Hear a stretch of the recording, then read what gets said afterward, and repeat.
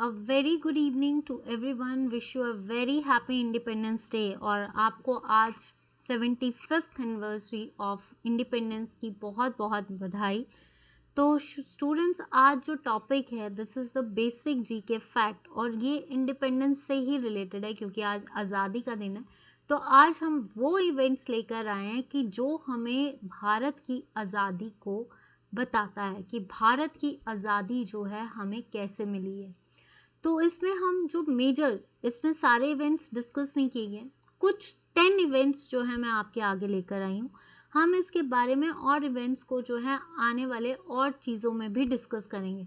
आज जस्ट कि भी एक तरह से इंडिपेंडेंस डे भी है और एक थोड़े से इवेंट्स को भी डिस्कस करते हैं कि इन इवेंट्स में था क्या, कहाँ से हमारी आज़ादी शुरू हुई और कहाँ पे जाकर ख़त्म हुई। तो चलिए शुरू करते हैं। आई होप कि आपको ये 10 इवेंट्स ऑफ इंडिपेंडेंस अच्छा लगे। जस्ट अ डिस्कशन, मैं देख रही हूँ कि आज सारे जो हैं आज़ादी की वीडियोस डाल रहे हैं, लेकिन मैंने आपको एक नॉलेजफुल इंडिपेंडेंस का इवेंट दिया है जिसमें सिर्फ हम 10 फैक्ट्स या 10 इवेंट्स ऑफ इंडिपेंडेंस डील करेंगे। तो चलिए शुरू करते हैं। आई होप यू लाइक्ड इट। और कोई भी चीज़ ये मत लेना कि इसमें बाकी इवेंट्स भी हैं, पर हम बाकी इवेंट्स को भी शुरू करेंगे। हमारी आज़ादी शुरू होती है इवेंट्स ऑफ कि सबसे पहला आज़ादी का इफ़ेक्ट, आज़ादी की आग कहाँ से लगी थी। रिवोल्ट ऑफ 1857, 1857 की क्रांति जो है वो हमारे लिए फर्स्ट वॉर, जिसको बोल सकते हैं आप फर्स्ट वॉर ऑफ इंडिपेंडेंस। ठीक है, पहली इंडिपेंडेंस जो है, फर्स्ट वॉर ऑफ इंडिपेंडेंस जिसको बोलते हैं, जिसको सिपाही म्यूटनी भी बोलते हैं, सिपाही म्यूटनी भी बोलते हैं, फर्स्ट वॉर ऑफ इंडिपेंडेंस बोलते हैं, रिवोल्ट ऑफ 1857 बोलते हैं। दिस इज द चिंगारी, और ये एक चिंगारी थी जो हमारे भारत में आज़ादी की लहर को दौड़ा गई थी। इसके कई कारण हैं, बहुत सारे कारण हैं, हर कारण को हम करेंगे, लेकिन आज छोटा सा सेशन इसलिए लाएं कि आज़ादी है, आज़ादी को मनाते भी हैं और आज़ादी की तरह कुछ याद भी करते हैं। तो ये जो फर्स्ट वॉर ऑफ इंडिपेंडेंस था, इसमें क्या था, सबसे पहला फर्स्ट वॉर ऑफ इंडिपेंडेंस कब हुआ? ये हुआ था 1857 की क्रांति का। तो इसके कई रीजंस थे कि जिस तरह से जब हमारी जो ब्रिटिशर्स थे, हमारे ब्रिटिशर्स में कब से आना शुरू हुए थे, 17वीं सेंचुरी से, जब डाउनफॉल ऑफ किसका चला था, आपका मुगल एम्पायर का। जैसे जैसे मुगल एम्पायर का डाउनफॉल हुआ, जितने भी एम्पायर्स डाउनफॉल हुए, वहाँ से ब्रिटिशर्स उठना शुरू हुए। ठीक है, जब ब्रिटिशर्स, इनका मेन काम था यहाँ पे ट्रेड करना, लेकिन ये ट्रेड करने नहीं आए थे। धीरे धीरे जब ये ट्रेड कर रहे थे, इन्होंने जिस तरह से देखा कि डाउनफॉल्स हो रहे हैं, तो इनका जो लालच था वो बढ़ गया, और जिससे ये जो है इन्होंने लोगों को प्रताड़ित करना शुरू कर दिया। तो सबसे पहले जब ब्रिटिशर्स आए, तो ब्रिटिशर्स ने, आपको पता है कि कई ब्रिटिशर्स, सबसे पहले पोर्तुगीज़ आए, फिर Dutch, English, east India company, ये सब आए थे। इन्होंने अपनी अपनी फैक्ट्रीज इस्टेब्लिश की एंड धीरे धीरे जो है लोगों को उसमें, जैसे सबसे ज़्यादा नील की खेती पे प्रताड़ित किया। लेकिन सबसे इम्पॉर्टेंट फैक्ट, सब ने अपनी अपनी नीति बनाई। लॉर्ड वेलेस्ले ने सब्सिडायरी अलायंस, लॉर्ड डलहौजी ने डॉक्ट्रिन ऑफ लैप्स। ये जो ऐसी ऐसी नीतियाँ चली जिससे लोगों को ज़बरदस्ती, डॉक्ट्रिन ऑफ लैप्स इसलिए चलाई कि जिसका हायर नहीं है उसको ज़बरदस्ती जो है वो एम्पायर जो है वो पूरा ब्रिटिशर्स के हाथ में आ जाएगा। सब्सिडीज़ नहीं दी जाएंगी, डायरेक्ट टैक्सेस दिए जाएंगे। दूसरी चीज़ जो है आपकी, बेसिकली सबसे पहले जब डॉक्ट्रिन ऑफ लैप्स चली, तो सबसे पहली कौन सी जो है स्टेट आई थी, 17 आई थी। इसमें कई रिवोल्ट्स आए, तो जब सबसे उसमें भी ज़्यादा प्रताड़ित हुआ। लेकिन ये आग सबसे ज़्यादा तब लगी जब बोला जाता है फैट्स ऑफ द एनिमल्स, जितने भी एनिमल्स थे, काउ और पिग्स के जो फैट है उसको यूज़ किया गया, यूटिलाइज किया गया टू मेक द एम्यूनिशंस, यानी कारतूस बनाने के लिए जब एनिमल्स की चर्बी को लिया गया, तो उसके बाद जो है लोगों से रहा नहीं गया, क्योंकि लोगों के लिए जो है एनिमल्स उनके भगवान हैं। तो जिसकी वजह से लोगों में ये आग लगी और ये जो 1857 की क्रांति है ये फैल गई। तो सबसे पहली क्रांति को शुरू करने वाला कौन था? वो थे आपके मंगल पांडे, मिस्टर मंगल पांडे। कब? 29 मार्च 1857 में, सबसे पहले ये कहाँ पे शुरू हुई? बैरकपुर, फिर उसके बाद मेरठ, देन धीरे धीरे ये दिल्ली, झांसी, ग्वालियर। करेंगे हम ये सारी चीज़ें आगे करेंगे, ये तो इंडिपेंडेंस को इंटरेस्टिंग बनाने के लिए और थोड़ा सा इंडिपेंडेंस को मनाने के लिए। चलिए, ग्वालियर, फिर उसके बाद कानपुर, बिहार, यहाँ पे सारी जगह जो है ये आपकी रिवोल्ट ऑफ 1857 चला। अवध माल एडमिनिस्ट्रेशन को जो है इस पे कैप्चर कर लिया गया। तो ये रिवोल्ट चले जब फर्स्ट वॉर, तो धीरे धीरे जो है लोग वीक होने लगे, तो इसको हम सिपाही म्यूटिनी भी बोलते हैं। लेकिन इसका जो रिजल्ट हुआ जब ये 1857 की क्रांति का सबसे, क्योंकि इसमें भारतीय जो थे वो हार गए थे क्योंकि ब्रिटिशर्स की जीत हुई थी। तो इस रिवोल्ट ऑफ 1857 में सबसे पहले जो है that is the east India company का एंड हो जाना, end of east India company. 1857 की क्रांति का सबसे बड़ा इफेक्ट ईस्ट इंडिया कंपनी का बंद हो जाना। और अगर देखा जाए 1858 का जो एक्ट था उसमें ये जो कंपनी है उसको फॉर्मली तो डिसॉल्व कर दिया गया और पूरी पावर्स, जितनी भी पावर्स थी वो सारी ब्रिटिशर्स के हाथ में आ गई। यानी 1800 पहले ईस्ट इंडिया कंपनी रूल करती थी, लेकिन इस 57 की क्रांति में ईस्ट इंडिया कंपनी की पावर्स कम होगी, जितने भी पावर रूलिंग पावर्स थी इंडिया की वो भी कम होगी और सारी पावर किसके हाथ में आ गई? ब्रिटिश की सत्ता 1858 से पक्की हो गई थी। तो ये पहला इवेंट था जिसने आग लगाई थी आज़ादी की, ठीक है, जिसमें कई लोग शहीद हुए थे। आपके तांत्या टोपे, जो मुगल एम्पायर था आपका जफ़र, वो आप बहादुर शाह जफ़र, ये हुए मंगल पांडे, रानी झांसी लक्ष्मीबाई, ये सारे जो है बेगम हजरत बल, इन सब ने अपनी जो है जाने गंवाई भी। और जो है आपका इस रिवोल्ट में जो है काफ़ी नुकसान हुआ था। तो पहली चिंगारी चली थी रिवोल्ट ऑफ 1857 से। नेक्स्ट देखते हैं उसके बाद 1857 के बाद जब बहुत सारे रूल्स बने, तो आपको पता है 1857 के बाद एक्सट्रीमिस्ट ये सारे आने शुरू हो गए थे। तो सबसे पहले एक और नई ऑर्गेनाइजेशन बनी, इंडियन नेशनल कांग्रेस, राष्ट्रीय कांग्रेस, ठीक है। राष्ट्रीय कांग्रेस को क्रिएट किसने किया? तो एक और इवेंट हम डिस्कस करते हैं, 1885 का इवेंट। आप बोलोगे कि मैम ने कम करवाए हैं, ये जस्ट 10 इवेंट्स है, मेजर 10 इवेंट्स जो इंडिपेंडेंस के रास्ते में आते हैं। तो 1885 का जो था that is the establishment of Indian national Congress. Who creates Indian national Congress? Indian national Congress को किसने क्रिएट किया था? A.O. ह्यूम ने। किसने क्रिएट किया? A.O. ह्यूम। कब ये आए थे? 1882 में। लेकिन इन्होंने डफरिन के साथ, जब लॉर्ड डफरिन के साथ जो है डिस्कस किया, तो 1885 में जो है इन्होंने इंडियन नेशनल कांग्रेस को इस्टेब्लिश किया। इसका फर्स्ट सेशन, ये फर्स्ट सेशन है जो कहाँ पे लगा? बॉम्बे में लगा। लगना तो ये पुणे में था, लेकिन कॉलरा ब्रेक के कारण जो है इसको बॉम्बे शिफ्ट कर दिया। कहाँ पे हुआ? गोकुलदास तेजपत्र कॉलेज, संस्कृत कॉलेज, ठीक है। तो ये जो फर्स्ट सेशन हुआ, इसके प्रेसिडेंट कौन बने? इसके प्रेसिडेंट बने आपके W.C. बनर्जी। पहले जो बने वो W.C. बनर्जी बने, ठीक है। तो यहाँ से एक नई ऑर्गेनाइजेशन बन गई, इंडियन नेशनल कांग्रेस। कब बनी? 1885 में बनी। A.O. ह्यूम ने बनाई, लॉर्ड डफरिन की सजेशन से बनाई, मतलब उन्होंने उनको जो बोलते हैं ऑर्डर दे दिया बनाने का, मतलब सहमति दे दी। First president is W.C. Banerjee. Bombay में हुई और ये जो है ये सारी मीटिंग्स वहाँ पे, उसके बाद कई बार सेकंड जो है दादा भाई नौरोजी, फिर आपकी कई बार जो है जैसे महात्मा गांधी ने ली, सुभाष चंद्र बोस ने ली, मजुमदार ने ली, आपकी लाला लाजपत राय ने ली, मदन मोहन मालवीय ने ली, आपकी Sarojini Naidu, Annie Besant, Jawaharlal Nehru, Motilal Nehru, C.R. दास, इन सब ने जो है ये सेशंस चलाए। तो धीरे एक दिन में आपके सामने इंडियन नेशनल कांग्रेस के सारे सेशंस को हम डील करेंगे। फिर आता है 1915, इंडियन नेशनल कांग्रेस बनी। सबसे ज़्यादा जब आपको मैंने बताया कि 1857 की क्रांति तो आ गई, लेकिन उसके बाद 1885 सबसे ज़्यादा जो आग लगी थी इंडिपेंडेंस की, वो लगी एक पर्टिकुलर इंसान के आने के बाद। वो हमारे इंसान कौन थे? बापूजी, जिसको फादर ऑफ नेशन कहा जाता है। तो गांधी जी कब आए थे? ये क्वेश्चन बहुत बार आता है। जब गांधी जी साउथ अफ्रीका से वापस आए तो उन्होंने क्या ज्वाइन की? Indian national Congress.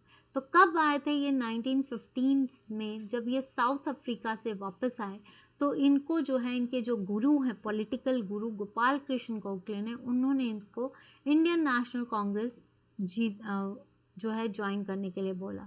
इन्होंने इंडियन नेशनल कांग्रेस की पूरा हाथ, कहते हैं जब ये इंडियन नेशनल कांग्रेस इन्होंने ज्वाइन की, उसके बाद 1915 के बाद जब ये इंडिया में रहने लगे, ये कभी आना नहीं चाहते थे अहिंसा या इसमें युद्ध में नहीं आना चाहते थे, लेकिन जब इन्होंने देखा चंपा, सबसे पहला इनका रिवोल्ट ब्रिटिशर्स के खिलाफ था 1917 का रिवोल्ट, यानी चंपारण।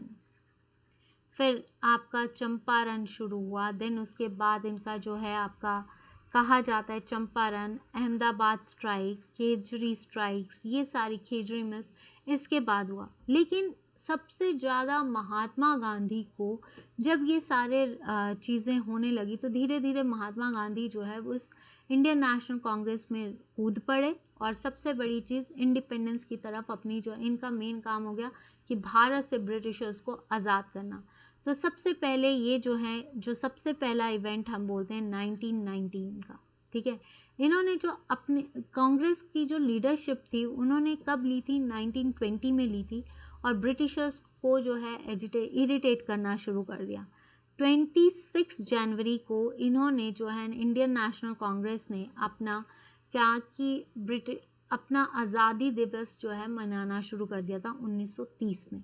बाद में जो है लाहौर अधिवेशन में जो है 29 को जो है इन्होंने क्या किया था, आपका पूरा स्वराज मांगा था जवाहरलाल नेहरू ने। लेकिन 1915 के बाद ऐसे क्या इवेंट्स हुए जिसकी वजह से महात्मा गांधी कूद पड़े?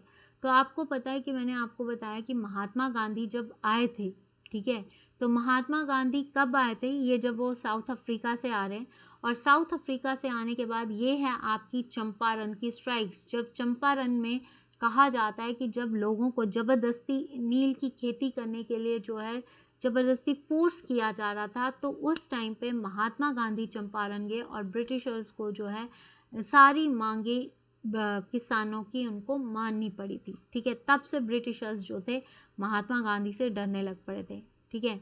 उसके बाद आया 1916। 1916 में लखनऊ पैक्ट हुआ। तो लखनऊ पैक्ट जो था ये किसके अधिवेशन में हुआ था?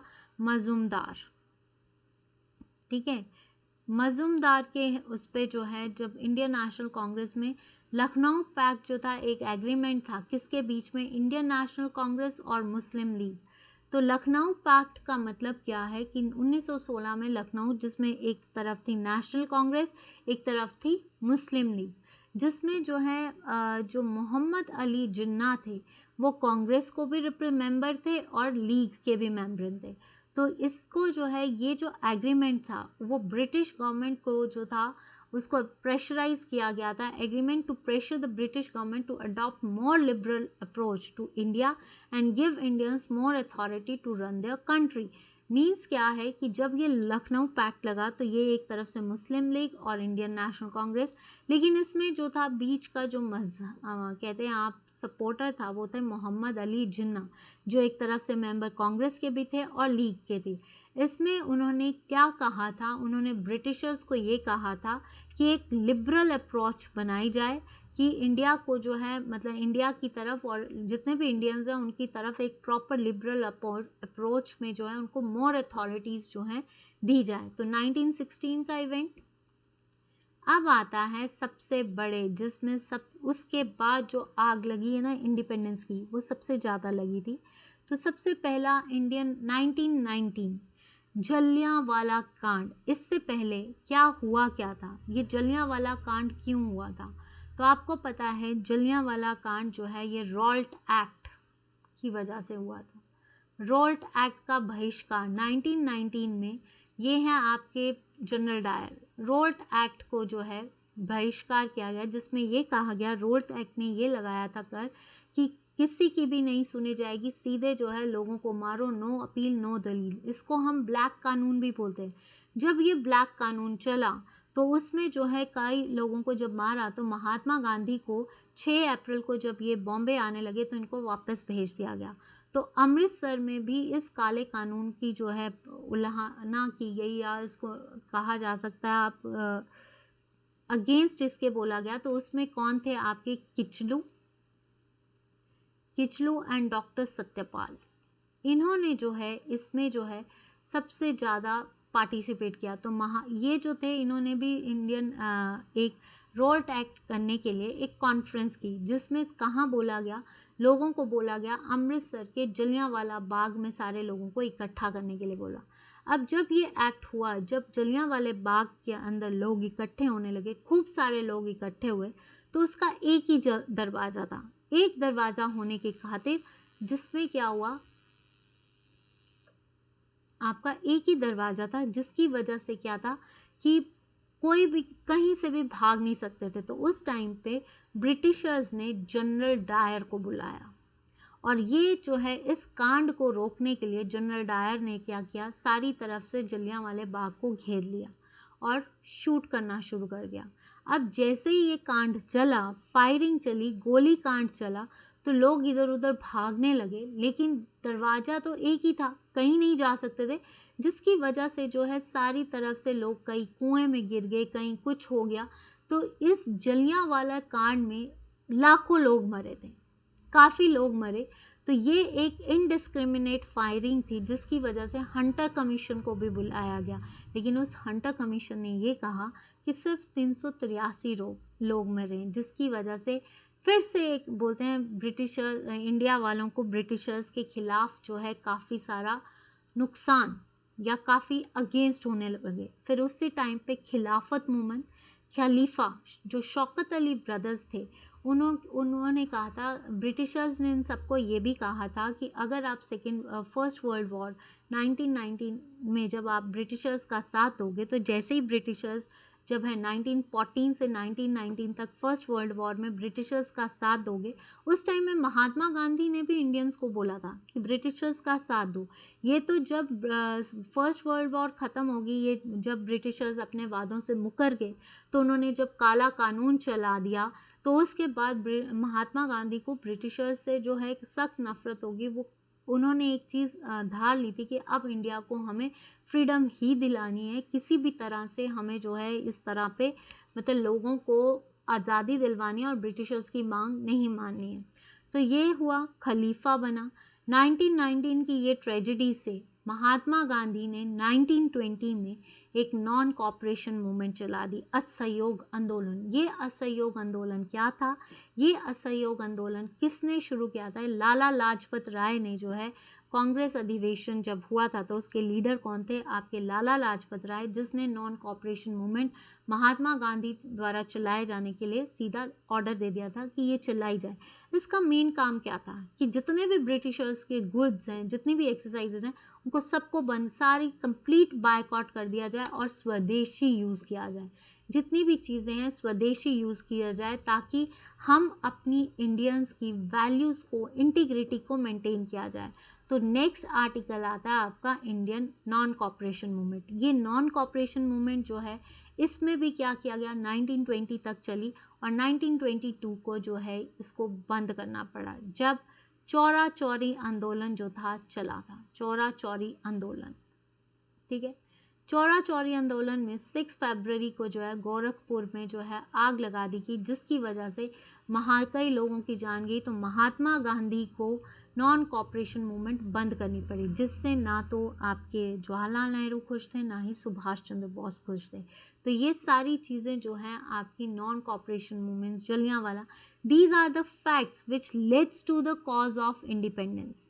मतलब ये, हाँ, इतना कुछ हुआ है हमारी आज़ादी को पाने के लिए। उसके बाद दांडी मार्च 1930 में सिविल डिसओबीडियंस मूवमेंट चला दी गई, जिसको हम बोलते हैं 1930। यहाँ पे मैंने लिखा नहीं है, बट मैं आपको एक चीज़ है, 20 के बाद जो महात्मा गांधी की मेन मूवमेंट थी वो थी आपकी 1930 की सिविल डिसोबीडियंस, ये है उनकी डांडी मार्च जो 12 मार्च से चला और 6 अप्रैल को ख़त्म हुआ, जिसमें जो है लोगों जैसे ब्रिटिशर्स ने सॉल्ट टैक्स लगाया हुआ था, तो नमक का कानून तोड़ने के लिए महात्मा गांधी ने दांडी मार्च किया। उसके बाद जो है इनको जो है गिरफ्तार कर दिया गया। ठीक है, तो ये जो थे आपके दांडी मार्च, जिसके बाद अयब जी ने जो है इस दांडी मार्च को आगे प्रोत्साहित किया। सिविल डिसोबीडियंस मूवमेंट चली, इसको भी बंद करना पड़ा। तो फिर उसके बाद आया 1935 का गवर्नमेंट इंडिया एक्ट। इस एक्ट के अकॉर्डिंग क्या था, इस एक्ट के अकॉर्डिंग बोला गया एक नया कॉन्स्टिट्यूशन क्रिएट किया जाएगा, जिसमें जो है और इसमें जो है जितने भी इवेंट्स हैं उसको फॉलो किया जाएगा। लेकिन इसमें एक और चीज़ हुई, डायरकी को ख़त्म किया गया। जो आपकी प्रोविंसेस थी, कहा जाता है ना एक ट्रांसफर्ड और प्रोविंशियल पावर्स थी, जिसमें सारी पावर्स प्रोविंसेस को दी गई। इसमें इंडियंस को इंट्रोड्यूस किया गया 1935 के एक्ट में। ठीक है, नेक्स्ट आता है 1940। अब क्या था, सेकेंड वर्ल्ड वॉर शुरू हो गई थी। सेकेंड वर्ल्ड वॉर जब शुरू हुई थी आपकी, तो उस टाइम पे सबसे ज़्यादा पावर जो थी उसमें सबसे ज़्यादा इंग्लैंड इन्वॉल्व था सेकेंड वर्ल्ड वॉर में। लेकिन इसमें अब ब्रिटिशर्स की पावर्स जो हैं वो ख़त्म हो रही थी। क्यों? क्योंकि इस सेकेंड वर्ल्ड वॉर में इंडियंस ने बिल्कुल भी पार्टिसिपेट करने से मना कर दिया था, बायकॉट कर दी थी कि इंडियंस जो हैं वो पार्टिसिपेट नहीं करेंगे, जिसकी वजह से ब्रिटिशर्स को फोर्स किया जा रहा था, जितनी भी हायर कमांड्स थी, कि इंडिया वालों को बोलिए कि ज्वाइन करें। लेकिन सब ने मना कर दिया था कि वो तभी ज्वाइन करेंगे तभी जब उनको पूर्ण स्वराज मिलेगा, पूरी आज़ादी मिलेगी। तो अब जो है ब्रिटिशर्स की पावर्स कम हो रही थी, जिसकी वजह से कुछ इफ़ेक्ट्स फर्स्ट वर्ल्ड वॉर के भी थे, जिसकी वजह से ब्रिटिश रिसोर्सेज ख़त्म हो रहे थे। तब जाकर जो है ब्रिटिश के रिसोर्सेज का ख़त्म होना, ब्रिटिशर्स का पावर का वीक होना, तब जाकर जो है कई क्रिप्स मिशन, कई कैबिनेट मिशन, ये सब आए और इसके बाद ये डिसाइड किया गया कि इंडिया को आज़ादी दे दी जाएगी। इंडिया को आज़ादी जो है कि अब ब्रिटिशर्स जो हैं तभी जो है सपोर्ट करेंगे जब ब्रिटिशर्स को इंडिया को आज़ादी मिलेगी। तो वर्ल्ड वॉर के बाद ये डिसाइड कर दिया गया कि प्रॉमिस कर दिया गया कि इंडिया को आज़ादी पूरी तरह से मिलेगी। ठीक है, इसको अगस्त कहते हैं, अगस्त ऑफर भी कहते हैं। ठीक है, उसके बाद 1942 आपका 1942 जो था that is quit India movement. उस टाइम पे महात्मा गांधी ने ग्वालियर टैंक पे ये कह दिया था कि अब जो है हमें हर तरह से आज़ादी चाहिए ही चाहिए, जिसके लिए हमें करो या मरो का नारा मिले। अब आती है आज की आज़ादी। आज जो है हमारा जो आज़ादी है, आज़ादी का दिवस है, इस आज़ादी को मनाने के लिए क्या किया जाए, किस बेसिस पे हमारी आज़ादी मिली। देखिए, जब 1940 के बाद जब आपकी वर्ल्ड वॉर ख़त्म होने लगी 1945 में, तो उस टाइम पे सबसे सुप्रीम पावर्स क्या बनी, एलाइड पावर्स जीती, जिसकी वजह से जापान को जो है घुटने टेकने पड़े। उसकी वजह से उस टाइम के चेयरमैन कौन थे, माउंटबेटन। तो ये जिम्मा, क्योंकि उस टाइम पे एलाइड पावर्स पावरफुल थी और उसके चेयरमैन थे आपके माउंटबेटन, तो माउंटबेटन को ही इंडिया का आज़ादी देने के लिए, इंडिया से ब्रिटिश रूल के ख़त्म करने के लिए किसको चुना गया, माउंटबेटन को। तो हमारी आज़ादी 1947 से पहले जब माउंटबेटन को चुना गया, तो ये कहा गया कि 1947 में जो आपका कब मिलेगी, 3 जून 1948 को ब्रिटिशर्स जो हैं वो पूरे इंडिया को आज़ाद कर देंगे और यहाँ से चले जाएंगे। लेकिन माउंटबेटन को चुना गया। ठीक है, अब क्या हुआ, उस टाइम पे दंगे चल रहे थे, जैसे ब्लैक डेज चल रहे थे, 1940 बंगाल में युद्ध चल रहे थे। तो जिसकी वजह से ये डिसाइड हुआ कि अगर ब्रिटिशर्स इंडिया को आज़ाद करना चाहते हैं और 1948 की वेट करेंगे तो कुछ भी नहीं बचेगा अलग होने के लिए। तो ये डिसाइड किया गया कि अब जो आज़ादी है वो हमें 1947 में ही मिलेगी। तो अब क्वेश्चन आता है कि माउंटबेटन को क्यों चुना गया। तो पहला क्वेश्चन, माउंटबेटन को इसलिए चुना गया, इंडियन इंडिपेंडेंस एक्ट 1947 जिसको माउंटबेटन प्लान भी बोलते हैं, माउंटबेटन को इसलिए चुना गया क्योंकि एलाइड पावर्स जो सुप्रीम बनी थी उस टाइम के चेयरमैन थे माउंटबेटन। माउंटबेटन को इसलिए चुना गया क्योंकि उस टाइम पे वो सुप्रीम थे, उनकी वजह से ही जो है अलाइड पावर स्ट्रॉन्गर हुई है, तो इसीलिए माउंटबेटन को चुना गया। अब 1947 को इसलिए चुना गया क्योंकि दंगे हो रहे थे, दंगे से बचाने के लिए जो है माउंटबेटन। अब क्वेश्चन आता है कि माउंटबेटन ये पाकिस्तान और इंडिया जो दो डोमिनियंस बने, ये किस वजह से बने। देखिए, आपको पता है ब्रिटिशर्स हमेशा एक रूल चाहते थे, डिवाइड एंड रूल, जो आज भी दुनिया में चलता है, डिवाइड एंड रूल का पॉलिसी। तो ब्रिटिशर्स हमेशा इस पॉलिसी पे चलते थे। तो जब ये आए थे ब्रिटिशर्स यही चाहते थे डिवाइड एंड रूल, लेकिन उसमें सबसे ज़्यादा कंट्रीब्यूशन किसका रहा है, जवाहरलाल नेहरू और जिन्ना का। जिन्ना चाहते थे एक separate state for the Muslims, India वाले अलग चाहते थे, जिसकी वजह से जब माउंटबेटन को ये चीज़, तो उनके लिए तो आसानी होगी, उन्होंने डिसाइड कर लिया कि भारत जो पूरा भारत है उसके दो टुकड़े किए जाएंगे, एक साइड इंडिया, एक साइड पाकिस्तान। तो वहाँ से तो आपका ये शुरू हो गया। सेकंड आता है कि जब 1947 डिसाइड हो गया तो 15 अगस्त ही क्यों चुना गया, हम 13 अगस्त क्यों नहीं चुन पाए। तो 15 अगस्त 1947 को माउंटबेटन को ये कहा गया कि 15 अगस्त 1947 को जो है पूरी तरह से इंडिया को आज़ाद कर दिया जाए, लेकिन 15 अगस्त को इंडिया आज़ाद नहीं हो सकता था। माउंटबेटन ने 15 अगस्त क्यों चुनी, 13 क्यों नहीं चुनी। तो 15 इसलिए क्योंकि जब वर्ल्ड वॉर ख़त्म हुई थी, तो वो भी कब ख़त्म हुई थी, 15 अगस्त 1945। तो that date was lucky for mister Mountbatten, वो सुपरस्टिशियस थे, तो उसने इसीलिए ये डेट डिसाइड की। अब क्वेश्चन आता है कि ये जो माउंटबेटन ने डेट, इसमें जो है जैसे हमारे इंडियन सुपरस्टिशियस थे, उन्होंने ये कहा कि 15 August is not a good date for the Indians के लिए ये अच्छी डेट नहीं है, तो तब जो है कोई और डेट, लेकिन माउंटबेटन नहीं माने, उनको वो हट रहे थे कि भाई 15 अगस्त ही हो। तो तब जाकर सुपरस्टिशियस बिलीव्स के कारण, ज्योतिष के कारण जो है ये कहा गया कि 14 अगस्त की रात को, यानी आज की रात को, 14 अगस्त की रात को जो है आपको आज़ादी 12 बजे जो है आज़ादी मिल जाएगी। क्यों, ब्रिटिशर्स के लिए हर दिन नया 12 बजे से शुरू होता है और ज्योतिषार्य के साथ सुबह सूर्योदय, तो 12 बजे जो है आज़ादी शुरू कर दी जाएगी और जवाहरलाल नेहरू को 11:51 से 12 बजे तक स्पीच अपनी ख़त्म करनी पड़ेगी, 15 अगस्त। लेकिन इस स्पीच में, इस सब में जो सबसे मेजर कंट्रीब्यूशन था महात्मा गांधी, वो कहाँ थे। महात्मा गांधी ने जो है जिन्होंने 200 साल, कितने साल ब्रिटिशर्स हमारे साथ रूल करते रहे, 200 ईयर्स जो रूल करते रहे, जिसके लिए सबसे ज़्यादा पार्टिसिपेशन महात्मा गांधी की रही है, वो इस जगह पे, इस सेपरेशन में नहीं थे। क्यों, वो कहाँ पे थे, वो दंगों में थे जो बंगाल में चल रहे थे, उन दंगों से प्रताड़ित थे। तब महात्मा गांधी जो थे उधर नहीं थे, और एक वल्लभ भाई पटेल ने जब महात्मा गांधी से कहा कि जिस सपने को आप चाहते थे वो आज पूरा हो गया, लेकिन फिर भी आप यहाँ नहीं हैं, उन्होंने एक लेटर लिखा। तो महात्मा गांधी ने बोला, मैंने पूर्ण राज्य की मांग की थी, मैंने ये बंटा हुआ राज्य नहीं मांगा था, इसके लिए मैं जिम्मेदार नहीं हूँ। आज भारत के जो टुकड़े हैं पाकिस्तान आपस में लड़ रहे हैं, तो मैंने ऐसा भारत की उम्मीद नहीं की थी, मैंने पूरे भारत की उम्मीद की थी, इसलिए मुझे इस आज़ादी की कोई खुशी नहीं।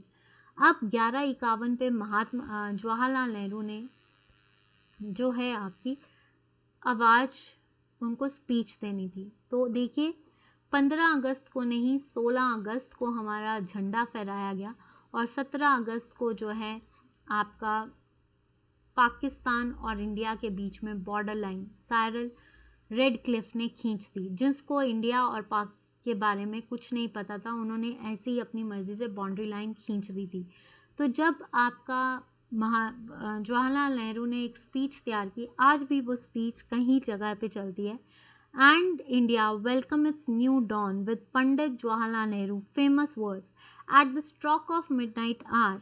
जब आज आधी रात में जब सारा संसार सो रहा है, India will awake to the life and the freedom, मतलब इंडिया जो है अपनी एक नई ज़िंदगी की शुरुआत कर रहा है। वैसे तो बहुत सुना है मैंने भी कि जिस दिन आज़ादी थी 14 अगस्त की दिन, उस दिन सारा दिन बारिश हो रही थी, मैंने भी ये सुना और आपको भी बता रही हूँ। दूसरा, लोगों में उत्साह था। लेकिन एक चीज़ है, आज हम मना रहे हैं 14 अगस्त को पाकिस्तान का दिवस, पाकिस्तान इंडिपेंडेंस मना रहा है, और 15 अगस्त इंडिया इंडिपेंडेंस मना रहा है। लेकिन जब 15 अगस्त 1947 को भारत आज़ाद हुआ था तो उसके साथ पाकिस्तान भी तो उसी दिन बना था, तो फिर 14 अगस्त क्यों मनाई जाती है? तो 14 अगस्त को मनाने का रीज़न ये है, 2 साल तक जिन्ना जो थे, 2 साल तक जिन्ना जो थे, कहा जाता है 2 साल तक ये डेट मनाई जाती थी।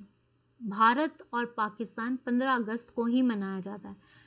हर साल जो है 14 अगस्त को जब शुरू होता है दिन, तो जिन्ना के रेडियो स्टेशन से उनकी जो स्पीच है वो शुरू की जाती है। लेकिन कहा जाता है फिर 14 अगस्त थी क्यों?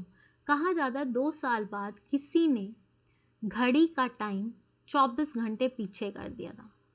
24 घंटे पीछे करने की वजह से 14 अगस्त को ही जो है जब 24 घंटे पीछे हो गया तो वो दिन 14 अगस्त को पड़ गया। तो 14 अगस्त को जो है पाकिस्तान अपनी इंडिपेंडेंस मनाने लगा, बट एक्चुअली पाकिस्तान की इंडिपेंडेंस 15 अगस्त को ही हुई है। जस्ट बिकॉज ऑफ द, कहते हैं ना, किसी ने डेट चेंज कर दी जिसकी वजह से, या टाइम चेंज कर दिया जिसकी वजह से जो है पाकिस्तान अपनी आज़ादी 14 अगस्त को मनाता है, पर पाकिस्तान असली में आज़ाद 15 अगस्त को ही हुआ था। दंगे चले और एक नया भारत जब बना तो उस नए भारत में आपस में लोग ही लड़ने लग पड़े। आपस में एक जगह से कुछ लोग पाकिस्तान से इंडिया आ रहे थे, कुछ इंडिया वाले जो है पाकिस्तान में, क्योंकि जब डिमार्केशन हुई, ये आपका भारत है, तो ये जो डिमार्केशन हुई थी वो साइरल रेडक्लिफ ने अपने आप ही कर दी थी, क्योंकि उनको टारगेट दिया गया था कि 15 अगस्त को किसी भी तरह से जो है भारत की बाउंड्री लाइन खींच दी जाए। लेकिन साइरल रेडक्लिफ को भारत के बारे में कुछ नहीं पता था, क्या नहीं था, उनके पास टारगेट नहीं था, तो 17 अगस्त तक उन्होंने अपनी मर्जी से कोई डेट खींच दी थी। वो भारत के बारे में कुछ नहीं जानते थे, इसीलिए कुछ भाग पंजाब का पाकिस्तान चला गया, और देखते ही देखते जब नई सुबह हुई तो कई लोगों को जो है इधर जाना पड़ा, कई लोगों को इंडिया आना पड़ा। ये है हमारी आज़ादी के कुछ इवेंट्स। आज आपके लिए एक आज़ादी का एक इम्पॉर्टेंट सेशन, एक नॉलेजेबल सेशन डील किया गया। I hope you liked it. If you liked it then share it with others, और हम इसको नॉलेजफुल बनाने की कोशिश करें। नेक्स्ट टाइम आपको और इवेंट्स करेंगे, आप कुछ भी भूलिए मत कि ये चीज़ ऐसे करवा दिए, सिर्फ एक आज़ादी का जश्न जो आपके साथ मनाया जा रहा है। तो आई होप कि आपको ये आज़ादी का जश्न विद मेजर इवेंट्स अच्छे लगे हैं। तो प्लीज़ इस वीडियो को लाइक शेयर ज़रूर करना, and wish you a very happy independence day. आज़ादी को मनाइए, और अपनी आज़ादी आपके हाथ में ही है, लेकिन इसको गलत मत यूज़ कीजिए। तो मेरा मैसेज आपको यही है कि आपकी आज़ादी आपकी अपनी है, बस इस आज़ादी का गलत फ़ायदा मत उठाइए। इसी के साथ मैं आज का आपका ये सेशन ख़त्म कर रही हूँ। तब तक के लिए please like share and subscribe this channel, और अगर आपको ये अच्छा लग रहा है तो like share subscribe. Facebook page Pooja Gupta, on YouTube it's Telegram Pooja Gupta, let's learn with me. तो thank you so much, that's all for today, have a nice day, and Jai Hind, Jai Bharat, and wish you a very happy independence day again. Bye bye, good night.